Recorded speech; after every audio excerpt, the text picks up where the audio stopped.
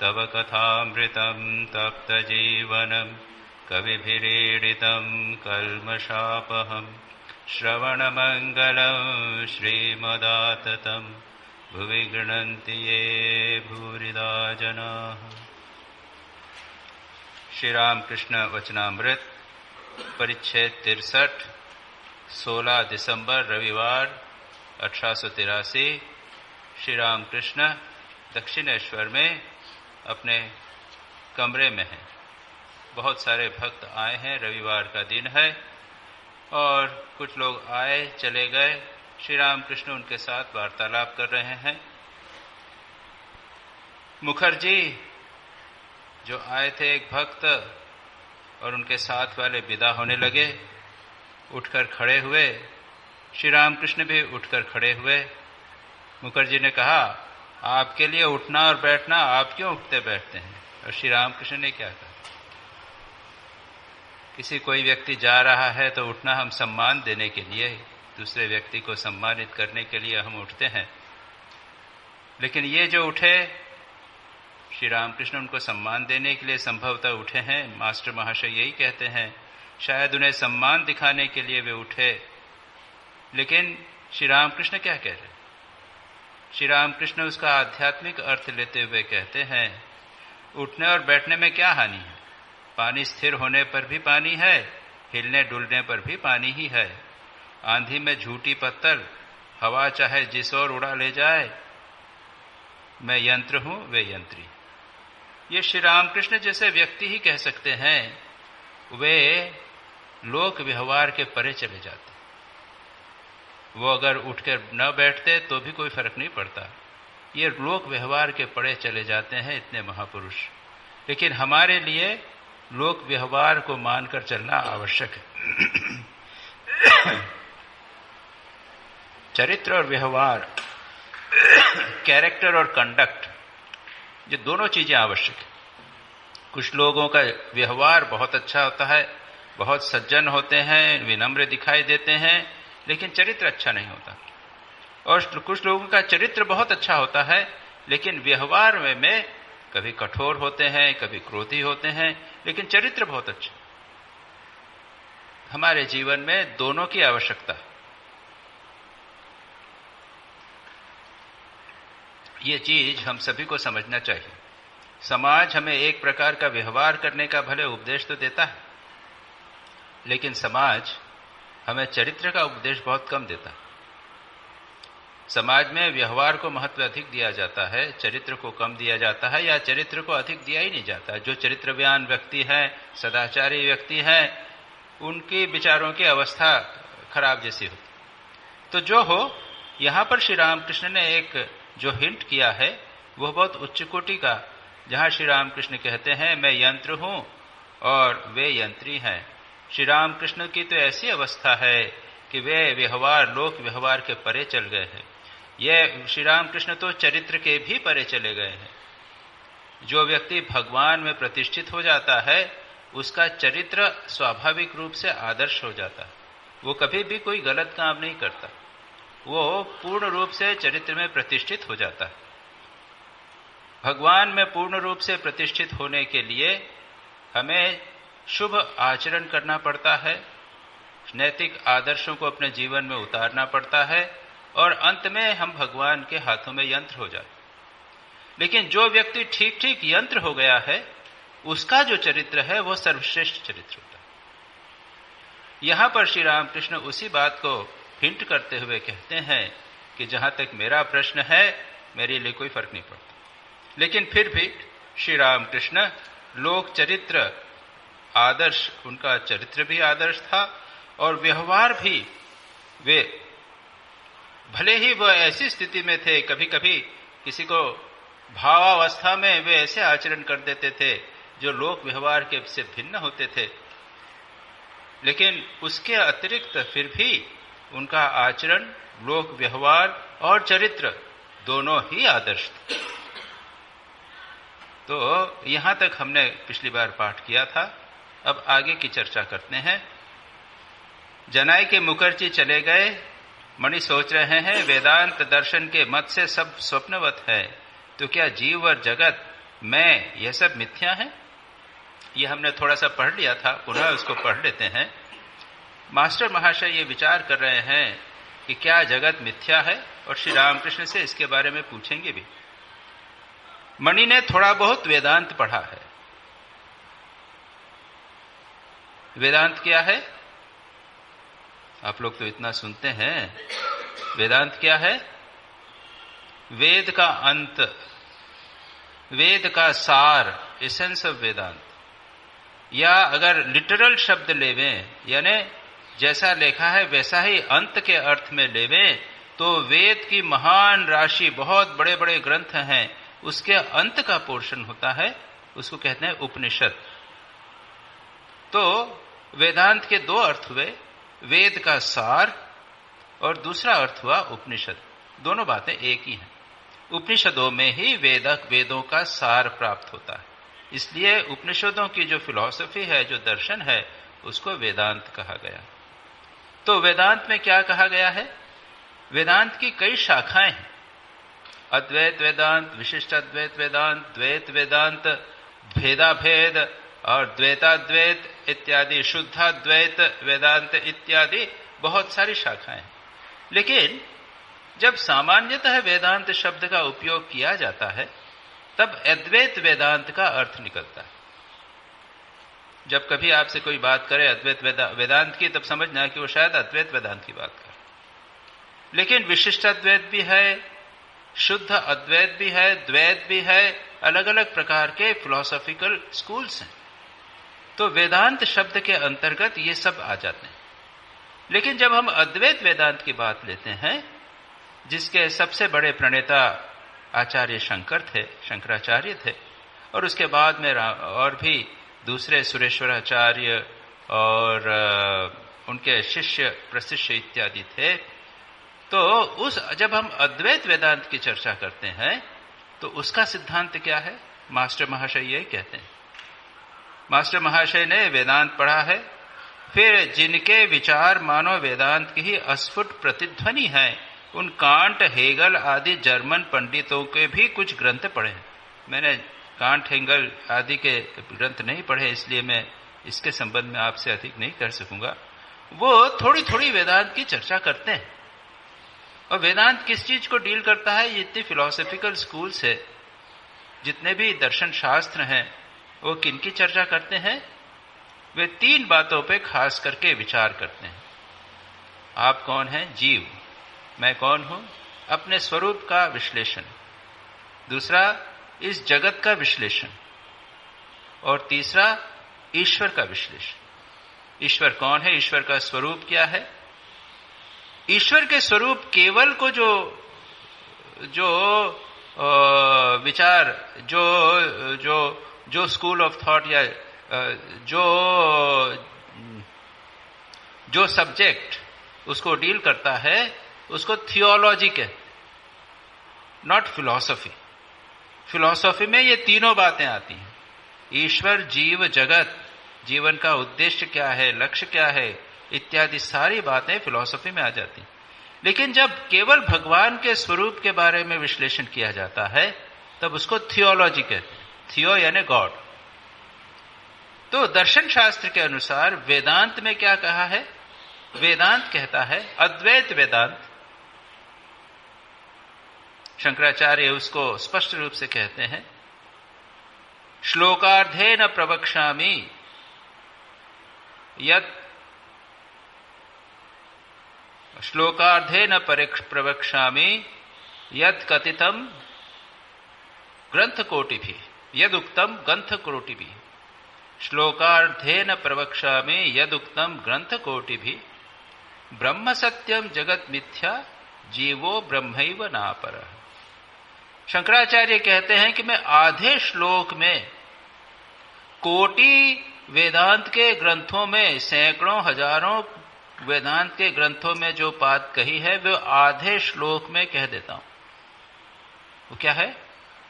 ब्रह्म सत्य है, जगत मिथ्या है, और यह जो जीव और ब्रह्म वह एक। बस सीधी बात। इसी को समझाने के लिए हजारों हजारों ग्रंथ लिखे गए।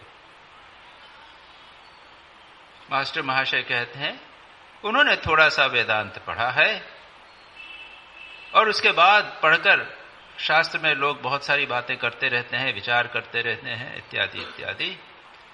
लेकिन आगे मास्टर महाशय कहते हैं परंतु श्री रामकृष्ण ने दुर्बल मानव की तरह विचार के द्वारा ज्ञान प्राप्त नहीं किया है।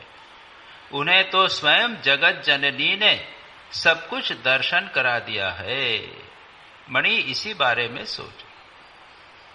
अब ये वेदांत को शास्त्र किताबों से पढ़ना वो एक तरह का होता है। आप लोगों को मालूम है एक ग्रंथ है वेदांत सार, और यहां पे कुछ वर्षों पूर्व समर वेकेशन में हमने क्लासेस ली थी। याद है आप लोगों को वर्मा जी? वेदांत सार की हमने क्लासेस ली थी। हमारे कौशिक जी जो शिमला में रहते हैं, एक भक्त हैं, उन्होंने कहा कि महाराज हम जो वेदांत को समझ में नहीं आता, उपनिषद को समझ में नहीं आता, आप समझा दीजिए। मैंने कहा ठीक है, आप समर वेकेशन की क्लास में आइए। और हमने रैपिडली वेदांत सार को, बड़ा ग्रंथ है, 190 के आसपास उसके अंदर सूत्र है, 204, 206 या 208 सूत्र हैं, छोटे छोटे सेंटेंसेस, छोटे बड़े पैसेजेस हैं। उन सबको हमने शॉर्ट में रैपिडली बता दिया था और बताया था कि वेदांत क्या है। थियोरिटिकल नॉलेज, केवल यह बौद्धिक विचार है, इसके पीछे अनुभूति नहीं। अनुभूति जब होती है तब ठीक ठीक मालूम पड़ता है कि यह जगत मिथ्या है, ये जगत डिसअपियर हो जाता है। अच्छा, वेदांत का वर्णन शास्त्रों में, खास करके उपनिषदों में किस प्रकार किया गया है? एक जगह कहा गया है, उसका वर्णन नहीं किया जा सकता। श्री रामकृष्ण स्वयं कहते हैं कि वेदांत में ब्रह्म क्या है उसका वर्णन नहीं किया जा सकता। सब शास्त्र अपने मुंह से बोले गए हैं, इसलिए झूठे हो गए हैं, लेकिन वेदांत झूठा कभी नहीं हुआ, ब्रह्म झूठा नहीं हुआ, क्योंकि वो मुख से नहीं बोला जा सकता। तो उपनिषदों में यह भी कहा गया है कि वह अस्पर्शम, अरूपम, अवांग मनस गोचर, मानी, वाणी और मन के परे। फिर यह भी कहा गया है कि सर्वम खलविदम ब्रह्म, जो कुछ है वह सब ब्रह्म है, ऐसा भी कहा गया। उसी बात को विभिन्न प्रकार से समझाया गया है और इसीलिए कंफ्यूजन हो जाता है कि क्या सत्य है। और इसका उत्तर, समाधान क्या है? अनुभूति। साक्षात अनुभव के बिना ये चीजें समझ में नहीं आती। चाहे कितने भी शास्त्र पढ़ लो, कुछ समझ में नहीं आती। और मास्टर महाशय कहते हैं श्री रामकृष्ण को ये बातें अनुभव किस प्रकार से हुई? जगत जननी ने सब कुछ दर्शन करा दिया। वेदांत का दर्शन जगत जननी ने करवाया क्या? जगत जननी मां जगदम्बा जो मूर्ति थी, भगवान मां काली की मूर्ति जो जिसकी उपासना करती थी, वेदांत का दर्शन उन्होंने कराया था क्या? आप लोग तो जानते हैं, श्री रामकृष्ण की जीवनी पढ़ी है, उन्होंने तो कराया था। जब तोतापुरी आए थे तो श्री रामकृष्ण ने कहा कि मैं मां से पूछ के आता हूं, और मंदिर में चले गए। और मंदिर में जाके पूछा कि मां, एक न्यांगटा आया है, एक नागा सन्यासी आया है, वो मुझे वेदांत सिखाना चाहता है, क्या करूं? मां ने कहा हाँ हाँ, मैंने ही तेरे पास भेजा, उससे तू सीख ले। तो जगत जननी ने ही श्री रामकृष्ण को वेदांत की शिक्षा दिलवाई थी, दी नहीं थी। यहां सब कुछ दर्शन करा दिया उन्होंने, इनडायरेक्टली उसको करा दिया। और उसके बाद में श्री रामकृष्ण ने कठोर तपस्या करके उस निर्विकल्प समाधि को प्राप्त किया, जिसमें सब कुछ विलीन हो जाता है, कुछ नहीं रहता, उस अवस्था में कुछ नहीं होता। श्री रामकृष्ण इस बात को अच्छी तरह समझाएंगे। यहां पर हम देखेंगे, और मैंने कई बार इस बात को बार बताया है, श्री रामकृष्ण वचनामृत में श्री रामकृष्ण के उपदेश, श्री रामकृष्ण का दर्शन, फिलॉसफी कई प्रकार से, विभिन्न प्रकार से समझाकर बताई गई है, जो आज हम भी देखेंगे। मणि इसी बारे में सोच रहे हैं। कुछ ही देर बाद श्री रामकृष्ण मणि के साथ अकेले पश्चिम वाले गोल बरामदे में बातचीत कर रहे हैं। हम लोगों ने तो देखा है, हम जानते हैं वो गोल बरामदा कैसा है। छोटा सा गोल बरामदा है, ज्यादा बड़ा नहीं, ज्यादा से ज्यादा 5 फीट 6 फुट चौड़ा होगा, ऐसा सर्कुलर है। और 2 खंबे हैं और 2-3 आदमी 4 आदमी सम बैठ सकते हैं, अधिक बैठ नहीं सकते। उसके बाद सीढ़ियां हैं और उसके बाद सामने गंगा जी दिखाई देती हैं। बागीचा है, थोड़ा सा रास्ता है और गंगा जी। मणि अकेले श्री रामकृष्ण के साथ गोल बरामदे में बातचीत कर रहे हैं। सामने गंगा जी कल निनानाद करती हुई दक्षिण की ओर बह रही हैं। गंगा जी उत्तर की ओर भी बहती है। आप जानते हैं गंगा जी सिर्फ समुद्र की ओर जाती हैं, लेकिन गंगा जी जब समुद्र के पास रहती हैं तब वो उत्तर दक्षिण दोनों तरफ बहती हैं। आप लोगों ने कभी देखा कि नहीं देखा? है? आपको लगेगा उल्टी बह रही है, उल्टी गंगा बोलते हैं ना, क्या है उल्टी गंगा बहती है यहाँ तो। एक कहावत है ना, जब नियमों के विरुद्ध सब होता है, अरे भाई ये तो उल्टी गंगा बह रही है। वहां पे जब ज्वार आता है तो समुद्र में जब ज्वार आता है, याद रखिए चंद्रमा के आकर्षण विकर्षण के कारण, तो ज्वार जब आता है तो समुद्र की लहरें तेजी से अपने पृथ्वी की तरफ, जमीन की तरफ, जहां कहीं भी है उस तरफ आती हैं और उसका प्रभाव गंगा जी में पड़ता है, मीलों तक पड़ा जाता है। उसके बाद अधिक दूर जाने पर नहीं हो पाता, धीरे धीरे उसका कम हो जाता है।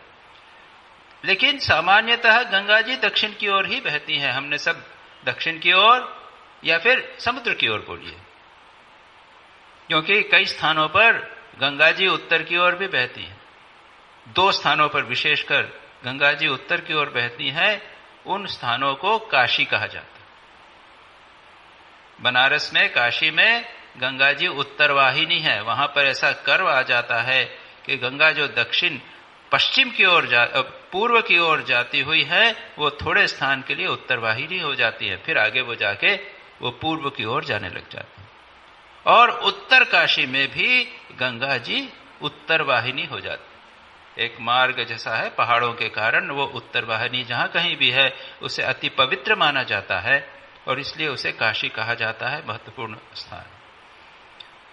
गंगा जी यहां पर दक्षिण की ओर बह रही हैं। शीत ऋतु है। नैऋत्य दिशा में सूर्य नारायण अभी भी दिखाई दे रहे हैं, सूर्यास्त अभी नहीं हुआ है। जिनका जीवन वेदमय है, जिनके श्रीमुख से निकली वाणी वेदांत वाक्य है, जिनके श्रीमुख से स्वयं भगवान ही बोलते हैं, जिनके वचन रूपी अमृत से वेद वेदांत श्रीमद् भागवत आदि ग्रंथों का निर्माण हुआ है, वही अहेतु कृपा सिंधु पुरुष गुरु रूप का धारण कर वार्तालाप कर रहे हैं। मास्टर महाशय ने श्री राम कृष्ण का बड़ा सुंदर रूप से वर्णन किया। याद रखिए, ये जितने वेद वेदांत हैं, ये वस्तुतः इन महापुरुषों की ही वाणी है। ये वेद वेदांत अगर व्यासदेव ने लिखे हैं तो ठीक ही है, व्यास भी एक महापुरुष ही थे।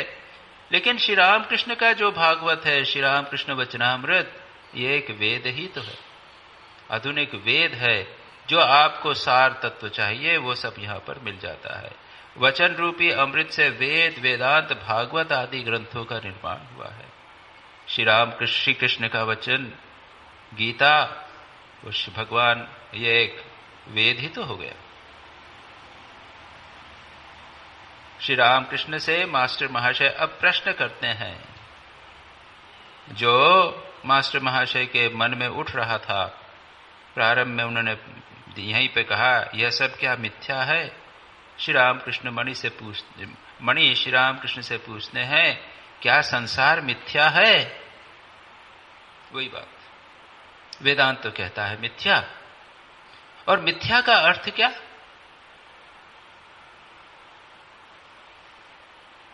आप लोग समझ लीजिए, मिथ्या का अर्थ क्या?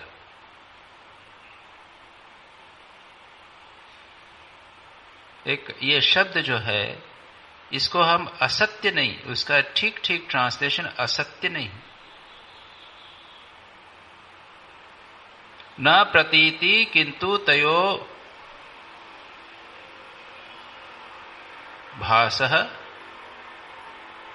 मिथ्या इति एक प्रकार के अभी याद नहीं आ रहा है। जो चीज दिखाई दे रही है लेकिन उसका त्रिकाल में, तीनों काल में सत्ता नहीं है। अभी दिखाई भले दे रही है लेकिन सत्ता नहीं है, सत्य नहीं है, उसको कहते हैं मिथ्या। और उसका 2-3 जो प्रसिद्ध दृष्टांत हैं, मरीचिका का जल, रेगिस्तान में जल दिखाई देना, रस्सी में सांप दिखाई देना, सीपी पड़ी हुई है उसको चांदी दिखाई देना, ये सब इसमें क्या है? प्रतीति तो है, दिखाई तो दे रहा है। मिथ्या का अर्थ यह नहीं है कि दिखाई नहीं देगा, दिखाई देगा लेकिन सत्य नहीं। और सत्य की परिभाषा कहते हैं त्रिकाला बाधित सत्य, तीनों काल में जो बना रहे, बाध नहीं होवे, त्रिकाल अबाधित। और बाध की फिर टेक्निकल परिभाषा हो जाएगी, आप लोगों को फिर गर्म हो जाएगा सिर, उसके विस्तार में जाने की मर्द नहीं है। तो मास्टर महाशय श्री रामकृष्ण से यह प्रश्न पूछते हैं कि क्या जगत मिथ्या है? श्री रामकृष्ण क्या कहते हैं? श्री रामकृष्ण कहते हैं मिथ्या क्यों है? यह सब विचार की बात। अभी मैंने विचार कर दिया ना, आपको कुछ विचार करके बता दिया, तो ये विचार की बात।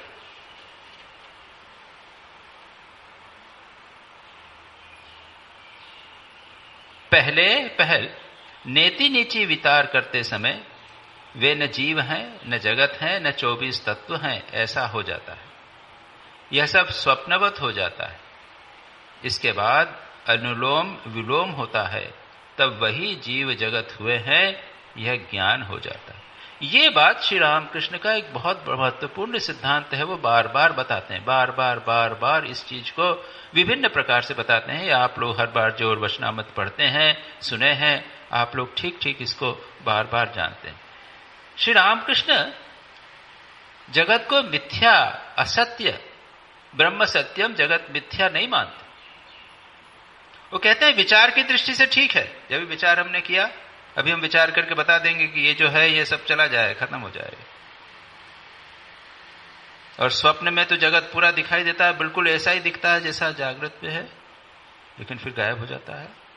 इत्यादि इत्यादि विचार करके हम बता देंगे कि ये जगत जो है वो प्रतीति मात्र हो रही है, लेकिन त्रिकाला बाधित नहीं है, हमेशा विद्यमान नहीं रहने वाला।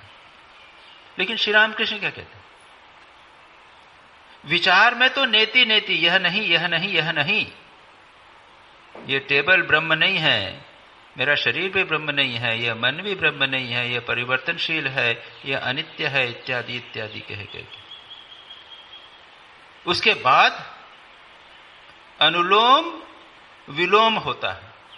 यह अनुलोम और विलोम क्या है?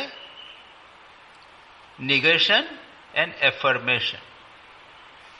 इंग्लिश में इसका ट्रांसलेशन होगा नेति, नकारना, और उसके बाद में इति, स्वीकारना। पहले तो कहा यह जगत अनित्य है, मिथ्या है, असत है। उसके बाद में पहले यह नेति नेति करना आवश्यक है, उसके बाद फिर स्वीकार करते हैं कि यह सब सारा जगत जो है यह भी ब्रह्म ही है। और श्री रामकृष्ण के वो प्रसिद्ध दृष्टांत हैं जो आगे स्वयं श्री रामकृष्ण के हैं। तब वही जीव जगत हुए हैं, यह ज्ञान होता है। सर्वम खलविदम ब्रह्म, ये सारा जो जगत है वह ब्रह्म है। उपनिषदों में कहा नेति नेति अस्पर्शम अरूपम अरसम अगंधवत, वह स्पर्श रहित है, रूप रहित है, गंध रहित है। नेति नहीं, यह नहीं, यह नहीं, यह कह दिया। उसके बाद में कह दिया सर्वम खलितम ब्रह्म, सब कुछ ब्रह्म है। ये क्या बात है? ये तो आप खुद ही कॉन्ट्रडिक्शन कर रहे हैं, खुद ही अपनी बात को काट रहे हैं कि नहीं, ये है, सही है। श्री रामकृष्ण कहते हैं तुम एक एक सीढ़ी करके, तुम एक एक करके सीढ़ियों से छत पर गए, परंतु जब तक तुम्हें छत का ज्ञान होता है तब तक सीढ़ियों का ज्ञान भी है। जैसे ऊंचे का ज्ञान है उसे नीचे का भी ज्ञान है। फिर छत पर चढ़कर तुमने देखा जिस चीज से छत बनी हुई है, ईंट, चूल्हा, मसाला, उसी चीजों से कि इससे सीढ़ियां भी बनी हैं, और जैसे बेल की बात कही थी, बेल की बात वो वजन पूरा नहीं होता, वो ऑलरेडी श्री रामकृष्ण कह चुके हैं। तो क्या कहते हैं श्री रामकृष्ण? पहले पहल निगेशन करना पड़ता है। ये निगेशन सबसे पहले करना पड़ता है। आध्यात्मिक जीवन में बढ़ने के लिए, अनुभूति प्राप्त करने के लिए इस संसार का त्याग, जैसा संसार है उसको करना पड़ता है। श्री रामकृष्ण बार बार कहते हैं त्याग के बिना नहीं होगा। बाहरी संसारी व्यक्ति मन से त्याग करेंगे, गृहस्थ जो सन्यासी हो बाहर से भी त्याग करेंगे। मन से त्याग करना परम आवश्यक है। यह संसार, यह जो हम दिखाई दे रहा है, यह संसार भगवान से भिन्न है, भगवान नहीं।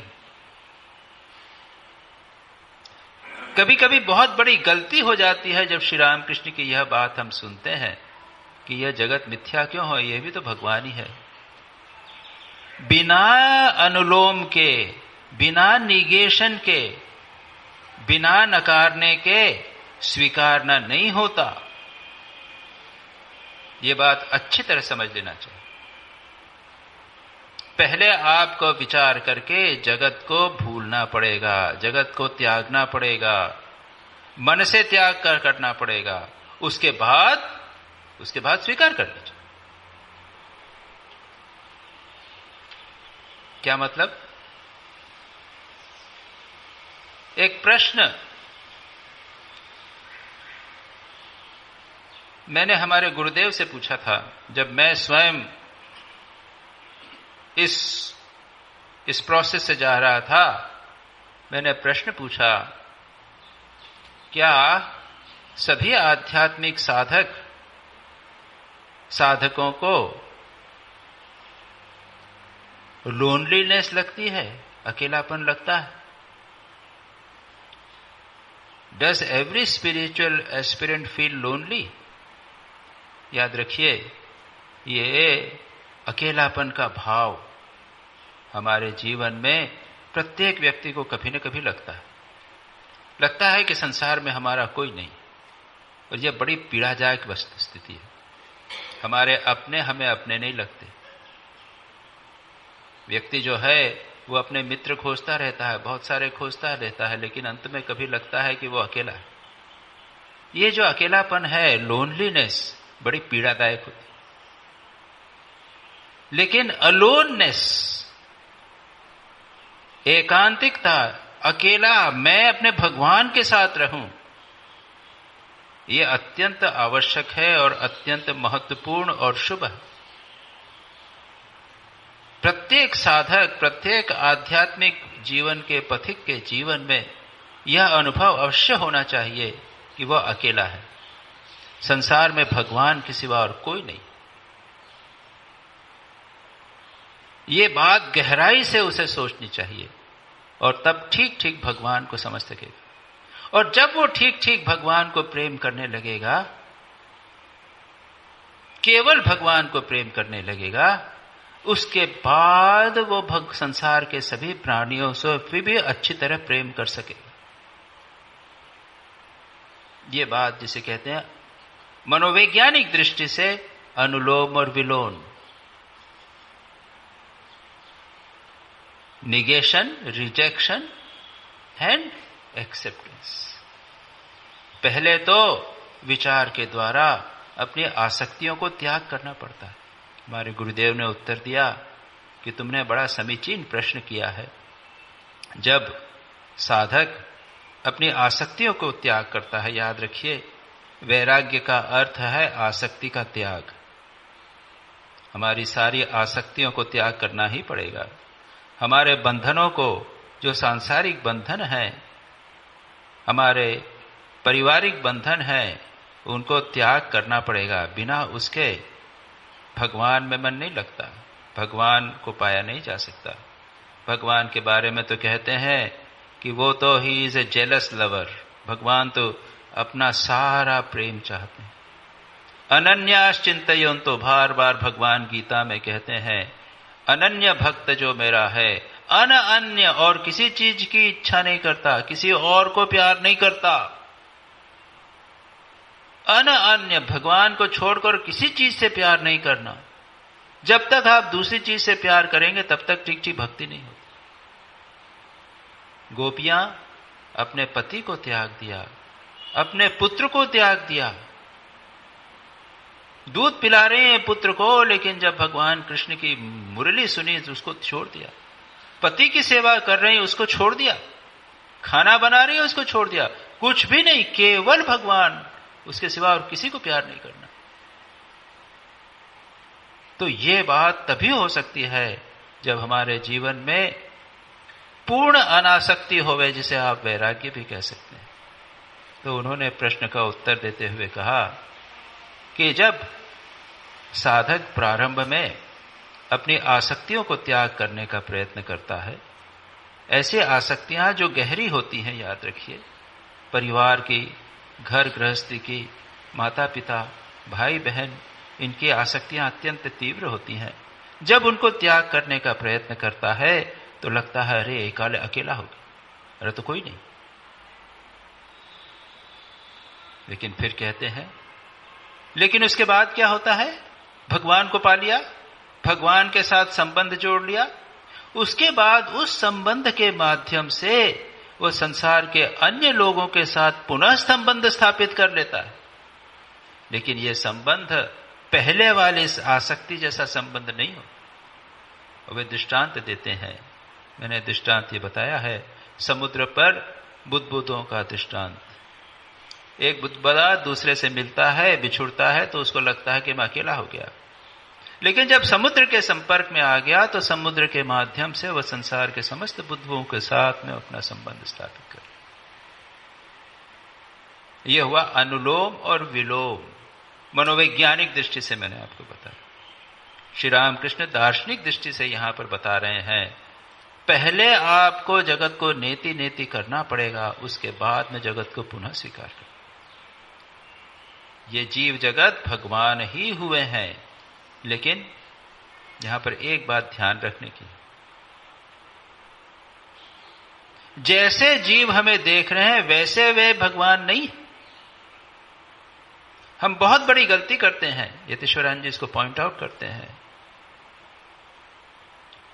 हम लोग जो जीव है, जो हमारा बंधु है, भाई है, उसको कहते हैं ये भगवान, उसको बंधु के रूप में भगवान मानते हैं। ऐसा नहीं।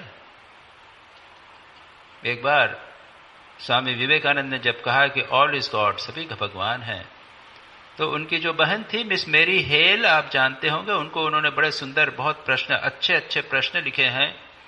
मिस हेरी हेल ने एक उत्तर में उन्होंने लिखा, एक कविता, छोटी सी कविता है, एन इंटरेस्टिंग कॉरेस्पॉन्डेंस, इस नाम से विवेकानंद, स्वामी विवेकानंद के साहित्य में, कंप्लीट वर्क्स में छपा हुआ है। एक रोचक वाद विवाद, कॉरेस्पॉन्डेंस जो है ना, वार्तालाप, पत्राचार। तो उसमें मेरी हेल लिखती है कि अब मैं तुम्हारा बात समझ गया कि जो कुछ है वो सब ब्रह्म ही है, हमारे माता पिता भाई बंधु सब बंधु। स्वामी विवेकानंद ने कहा ऐसा नहीं, नाम रूप निकाल दो तब ब्रह्म होता है। हम नाम रूप के साथ उसे स्वीकार करते हैं, वो नहीं होता। संत और असंत, पापी और पुण्यात्मा, दोनों में ब्रह्म है, लेकिन उसमें पापी और पापत्व हटाना पड़ेगा, पुण्यत्व भी हटाना पड़ेगा, तब होंगे दोनों एक। इसीलिए मां शारदा कहती हैं, अमजद भी मेरा उसी तरह पुत्र है जितना शरत। और मां ने कहीं दोनों की सेवा में अंतर नहीं किया। उन्होंने पापी को देखा नहीं, उधर संत को भी नहीं देखा। जहां तक पुत्र का प्रश्न है, दोनों मां के लिए बिल्कुल बराबर। यह हुआ वेदांत। माने प्रैक्टिकल जीवन में वेदांत जो श्री राम कृष्ण यहां कह रहे हैं, सबको निगेट करो, निगेट करो। सामने पापी दिखाई दे रहा है, विचार करके देखो कि यह पापी जो है, यह जो पाप है, यह ब्रह्म नहीं है। इसका जो गंदा मन है वह ब्रह्म नहीं है, इसके पीछे जो चैतन्य है वह ब्रह्म। और जब संत आएगा उसमें भी वही बात कहनी पड़ेगी कि जो संतत्व है वो ब्रह्म नहीं है। उसको निगेट करके उसके पीछे जो परमात्मा है वह ब्रह्म है। और जब इस प्रकार का होगा तब अंत में ठीक ठीक समझ में आएगा कि यह संसार जो है वह सब ब्रह्म ही है। श्री राम कृष्ण दृष्टांत देते हुए कहते हैं अपने खुद के जीवन में श्री राम कृष्ण को यह साक्षात अनुभव हुआ था, इसलिए वो बोल रहे हैं। श्री राम कृष्ण एक बार, आप जानते हैं स्वामी विवेकानंद को उन्होंने एक बार स्पर्श कर दिया था। श्री राम कृष्ण ने कहा कि ये घटी बाटी, ये घड़ा, ये बर्तन, ये सब ब्रह्म है। स्वामी विवेकानंद युवक थे, हंसने लग गए। वो हाजरा महाशय के पास जाकर दोनों हंसने लग गए। अचानक श्री राम कृष्ण आए, उन्होंने स्पर्श कर दिया। परिणाम क्या हुआ? स्वामी विवेकानंद का स्वयं दिखने लगा, सब कुछ ब्रह्म दिखने लगा। कैसे दिखने लगा? जैसे वो बच्चे, मैंने दृष्टांत ये कई बार दे चुका हूं आपको कि मेला जब होता है तो चीनी के खिलौने बनते हैं, देखे होंगे ना आपने, हाथी घोड़े ऊंट वगैरह, और पिताजी लेके आते हैं और बच्चा कहता है मैं ऊंट लूंगा, दूसरा कहता है मैं हाथी लूंगा, तीसरा कहता है कि मैं घोड़ा लूंगा। पिताजी जानते हैं कि यह सब चीनी ही है, उसमें कोई फर्क नहीं, नाम रूप भिन्न। श्री राम कृष्ण कहते हैं मुझे ठीक उसी प्रकार दिख रहा है जिनो सांप की वह सब वस्तुएं मोम की बनी हुई। मोम क्या? ये मोम ब्रह्म। लेकिन इसके पहले ये नाम रूप को हटाना है विचार के द्वारा, चित्त शुद्धि के द्वारा परम आवश्यक। विचार मात्र से होता नहीं, चित्त शुद्धि परम आवश्यक। जितने हम चित्त शुद्ध होंगे उतना हमें प्रतीत होगा कि यह जगत जैसा है वैसा नहीं है। किसी दिन अगर आपका मन परम शांत होवे तब भी आप अनुभव कर सकते हैं कि यह जगत ऐसा नहीं है जैसा मैं देख रहा हूं। कल जो देखा था, आज जो देख रहा हूं, उसमें थोड़ा सा फर्क हो गया। क्या हो गया? ये जगत वैसा उतना सत्य नहीं लग रहा। जैसे कोई व्यक्ति सोकर उठे, दिख तो रहा है सब, आंख खोल के दिख रहा है, लेकिन ठीक वैसा दिखता है क्या कि जैसा हम पूरा आंख खोलकर देखते हैं वैसा नहीं। सोते समय जब सोने लग गए, जब तंद्रा आ गई, तब आंख खोल के आप देखेंगे तो क्या वैसा ही दिखेगा? नहीं दिखेगा। आंख से पूरा दिख रहा है, लेकिन आपका मन जो है वो थोड़ा सा कट ऑफ है। सुबह बिल्कुल उठ के आंख खोल के आप देखिए सब चीजें, लेकिन अगर पूरी तरह आप जागृत नहीं हुए तो चीज भिन्न दिखे। ठीक कुछ इसी प्रकार की चीज होती है जब व्यक्ति थोड़ा शांत होता है, जब अधिक आध्यात्मिक हो जाता है, तब उसको जगत ठीक वैसा नहीं दिखता जैसा दूसरे लोगों को दिखता है। यह एक बहुत महत्वपूर्ण बात है। और इसलिए श्री रामकृष्ण जैसा जगत देखते थे वैसा और हम जैसा जगत देखते हैं उसमें बड़ा अंतर है, ये ध्यान रखना। श्री रामकृष्ण जो बोल रहे हैं वो ठीक ठीक उसी बात को बोल रहे हैं। वो कह रहे हैं कि जगत क्यों ब्रह्म भिन्न होगा। भगवान श्री रामकृष्ण एक्चुअली देखते हैं इस जगत के पीछे परमात्मा सत्ता का वो अनुभव करते। इसलिए श्री रामकृष्ण के कथन कभी कभी लगेगा कि क्या कह रहे हैं, लेकिन बात भिन्न है। उनके लिए ये जगत का दृश्य बिल्कुल भिन्न दिखाई देता था। जिस व्यक्ति को देखते थे वो भिन्न प्रकार से देखते थे, हमारे जैसा नहीं देखते। जितना जितना हमारा मन शांत होगा, शुद्ध होगा, हमारा संसार के प्रति दृष्टि और दृष्टिकोण दोनों बदल जाए। दृष्टि और दृष्टिकोण दोनों। दृष्टिकोण तो बदलना आसान है, समझ जाते हैं। एक संत का दृष्टिकोण और एक दुष्ट का दृष्टिकोण जगत के प्रति भिन्न है, हम सब समझते हैं। एक कामी का और एक संत का स्त्रियों के प्रति दृष्टिकोण भिन्न है, ये सब समझा जाता। दृष्टिकोण तो भिन्न है, दृष्टि भी बदल जाती है। ये विचित्र बात है, मजेदार बात। तो श्री रामकृष्ण ये कहते हैं सब कुछ विचार के द्वारा सब कुछ त्याग दो और उसके बाद पुनः उसको स्वीकार करो। और फिर जैसे बेल की बात कही, अब ये जो बेल की बात कही,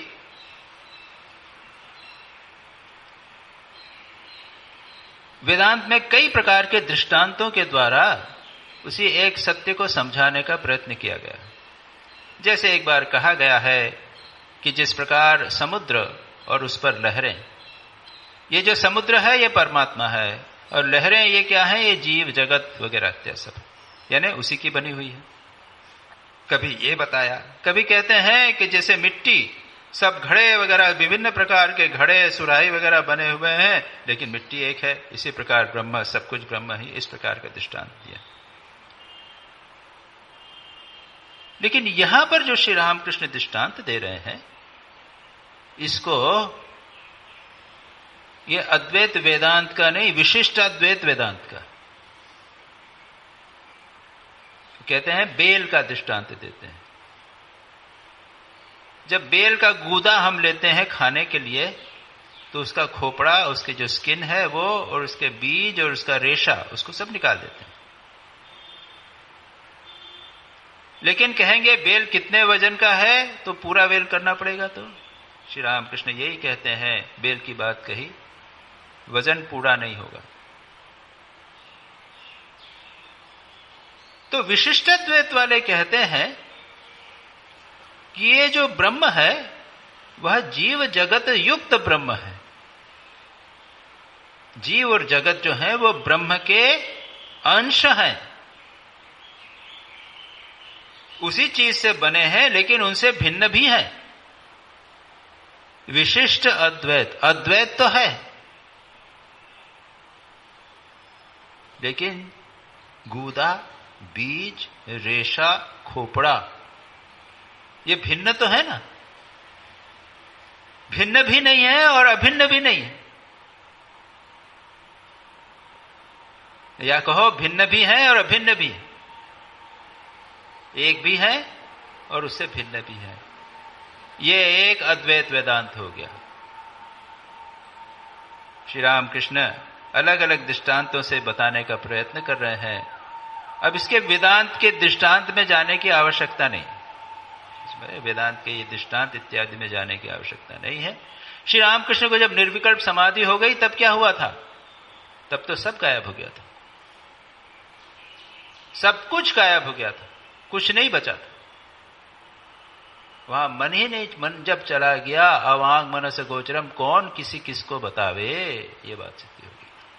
वो बात श्री रामकृष्ण यहां नहीं कर रहे। जब हम वहां से लौट कर आते हैं, तब जगत कैसा दिखाई देता है, उसकी चर्चा यहां पर श्री रामकृष्ण कहे। विचार की दृष्टि से सब ठीक है, लेकिन जब तक चित्त शुद्धि नहीं होती, जब तक एक बार जगत का निगेशन नहीं होता, तब तक यह अफर्म करना, यह कहना है कि जगत ब्रह्म है, ठीक नहीं बैठता। यह बात भी महत्वपूर्ण है। श्री रामकृष्ण कहते हैं, जिसका अटल है उसका टल भी है। अटल और टल क्या? अटल यानी जो परिवर्तन नहीं होता, और टल जो परिवर्तित होता है। ये जगत परिवर्तित होता है, जो ब्रह्म है वह परिवर्तनशील नहीं है। ये दोनों जिसका है, दोनों ही एक ही हैं। वह भी सत्य है, यह भी सत्य है। अब श्री रामकृष्ण दूसरी बात कह रहे हैं। वे कहते हैं, मैं नहीं जाने का। मैं घट जब तक है, तब तक जीव प्रपंच भी है। उन्हें प्राप्त करने पर देखा जाता है, जीव प्रपंच वही हुए हैं, केवल विचार से ही नहीं होता। बार बार वही बात कर, केवल विचार से नहीं होता। जब तक हमारी इंडिविजुअल आइडेंटिटी है, अहम है,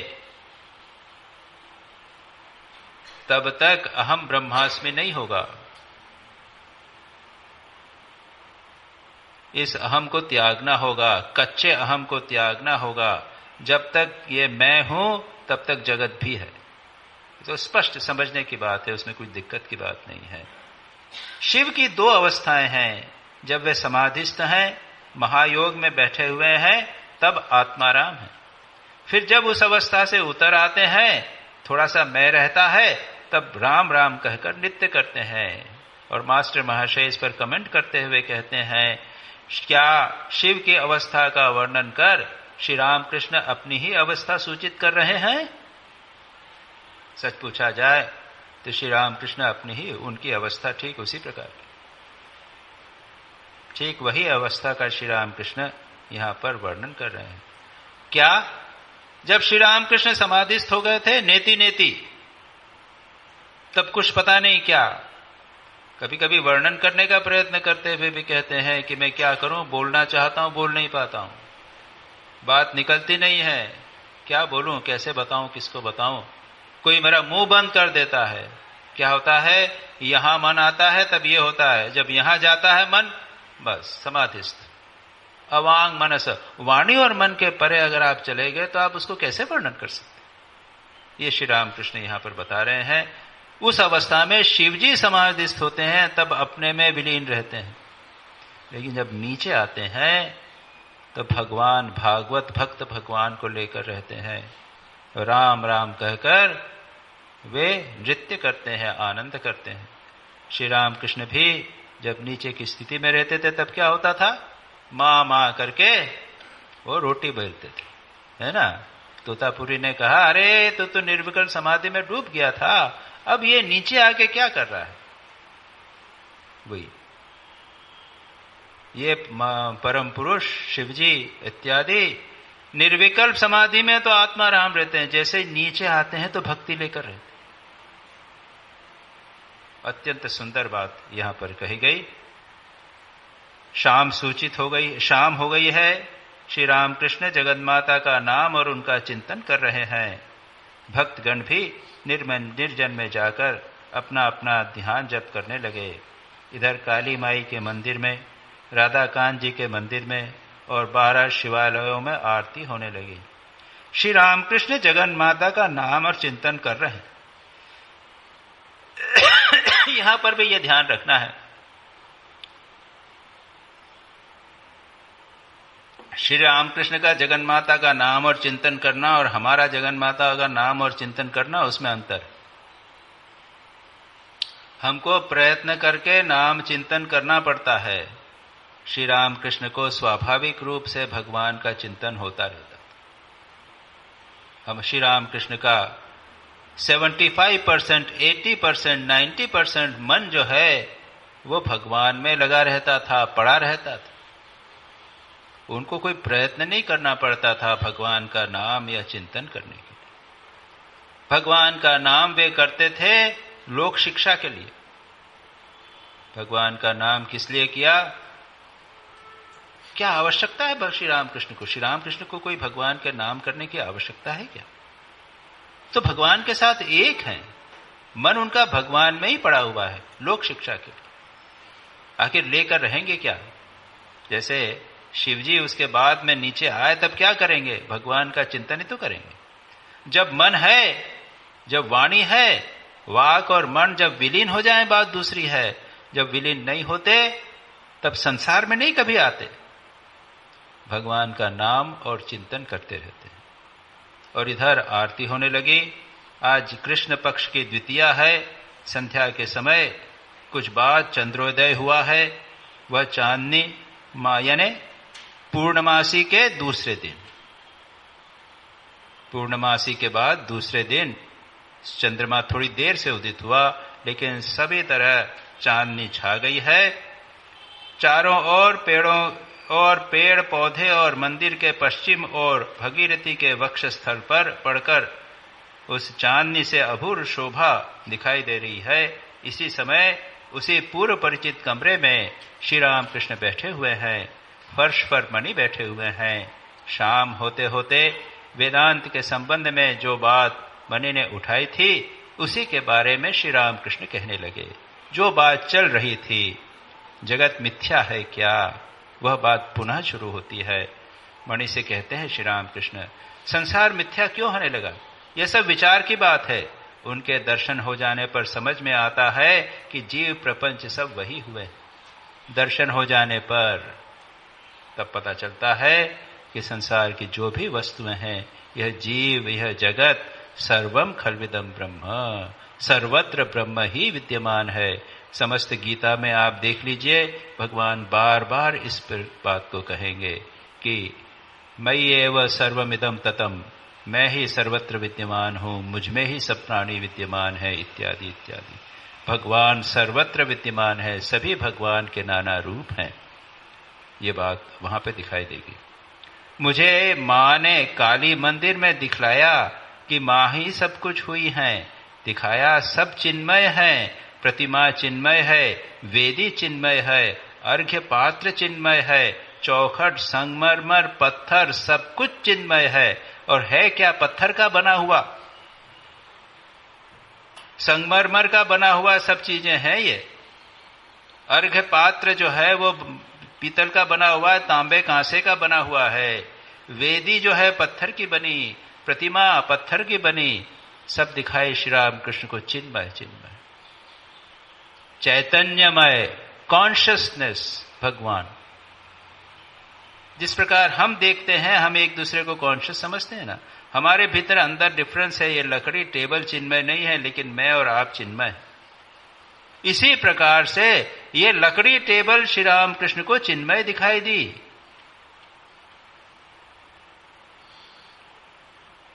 सच पूछा जाए तो कभी कभी यह अवस्था हमको हो सकती है।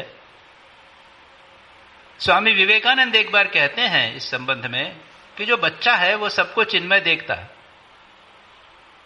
आप लोगों ने कभी अनुभव किया? कभी देखा बच्चे को? छोटा बच्चा है तो वो चिन्मय देखता है। वो तितली पकड़ने जाती है तो फूल जब हिलता है तो वो कहता है चुप चुप मत, आवाज मत कर, मैं तितली पकड़ रहा हूं। वो चकमक ऊपर जब वो होता है, जब ऊपर बिजली चमकती थी, वो कहता था कि देखो देखो वो वहां पे वो माचिस जला रहा है। सब जगह चिन्मय देखता है बच्चा।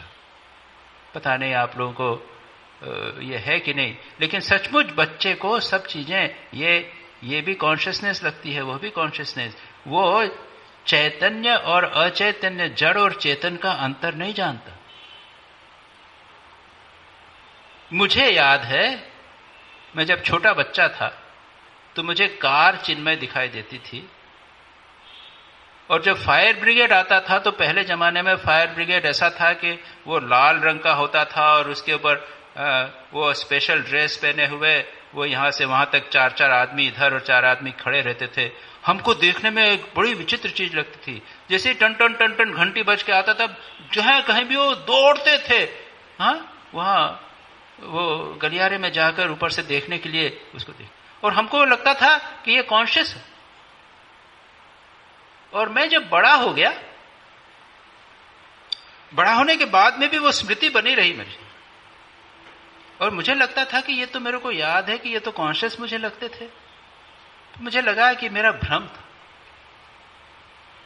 लेकिन जब स्वामी विवेकानंद का साहित्य पढ़ा तब वहां देखा स्वामी विवेकानंद कहते हैं कि चाइल्ड इज राइट। ये बच्चा जो है वो ठीक है, उसका जो अनुभव है बिल्कुल ठीक है, सब कुछ चिन्मय है। अगर हमारा मन अत्यंत शुद्ध हो जावे तो हमको सारी वस्तुएं चिन्मय प्रतीत होने लग जाए। भगवान का दर्शन होने पर इसी प्रकार होता है। धीरे धीरे जो मैं आपको बता रहा था कि अगर मन हमारा धीरे धीरे शांत हो, आध्यात्मिक जीवन में हम प्रवेश अधिक करने लगे, हमारी सारी दृष्टि परिवर्तित हो जाए। और श्री रामकृष्ण तो उसमें पूर्ण रूप से प्रतिष्ठित थे। इसीलिए कहते हैं कि मुझे सब कुछ दिखाई देता था, सब चिन्मय दिखाई देता था। मंदिर के भीतर मैंने देखा मानो रस से सर्व सराबोर है, सच्चिदानंद रस से। ये एक दूसरा अनुभव है। चैतन्य का अनुभव एक चीज होती है और आनंद का अनुभव दूसरा। सत्य सो है ही, सत्ता तो सर्वत्र विद्यमान है, यानी एग्जिस्टेंस तो है सभी का। चैतन्य, सत, चित, आनंद, ये ब्रह्म के 3 अंग होते हैं, 3 एस्पेक्ट हैं। सत एस्पेक्ट तो है सभी वस्तुओं का। श्री रामकृष्ण के 2 अनुभव बताते हैं, वे चित्त का अनुभव भी है और आनंद का अनुभव भी। ये आनंद के अनुभव के संबंध में मैं आपको कोई दृष्टांत नहीं दे सकता,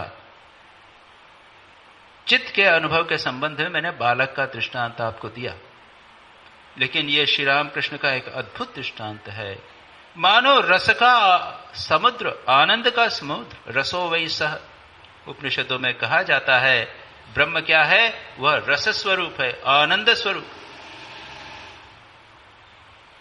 तो जब हम भगवान को प्राप्त करने के लिए नेति नेति करते हैं, वैराग्य का प्रयत्न करते हैं, संसार के आसक्तियों, प्रेम, सुख, रस, सांसारिक रस का त्याग करते हैं, तब याद रखिए हम उस वस्तु को प्राप्त करना चाहते हैं जो आनंद स्वरूप, रस स्वरूप है। परमात्मा को पाने का अर्थ है रस के सागर में डुबकी लगाना। श्री रामकृष्ण के जीवन में, स्वामी ब्रह्मानंद जी के जीवन में, जहां कहीं भी वे जाते थे ये रस पहुंचता था, वाता विपरीत स्वभाव अपने आप वितरित होता जाता था। एक आनंद का सागर चारों जहां कहीं पे जाते थे वहां पे मानो हिरोड़े लेने लगता था, लोगों को डुबाने लगता था। श्री रामकृष्ण ने ये कहा, काली मंदिर के सामने एक दुष्ट आदमी को देखा, परंतु उसके भीतर भी उसकी शक्ति ज्वाज्वल्यमान देखी, उसमें भी भगवान को देखा। इसीलिए तो मैंने बिल्ली को उनके भोग की पूड़ियां खिलाई थी। बिल्ली में मां जगदम्बा को देख दिया, सब खिला दिया। जो मां जगदम्बा को काली को देने जा रहे थे वो बिल्ली को खिला दिया। परिणाम क्या हुआ? देखा मां ही सब कुछ हुई है, बिल्ली भी। तब खजांची ने मथुर बाबू को लिखा कि भट्टाचार्य महाशय भोग की पूड़ियां बिल्ली को खिलाते हैं। मथुर बाबू मेरी अवस्था समझते थे। चिट्ठी के उत्तर में उन्हें लिखा वो जो कुछ करे उसमें कुछ बाधा नहीं है। अद्भुत विवेचन आज का हुआ है। हम यहीं पर स्टॉप करेंगे। आरती प्रारंभ हो गई है, इसके अगले की चर्चा अगली बार करेंगे।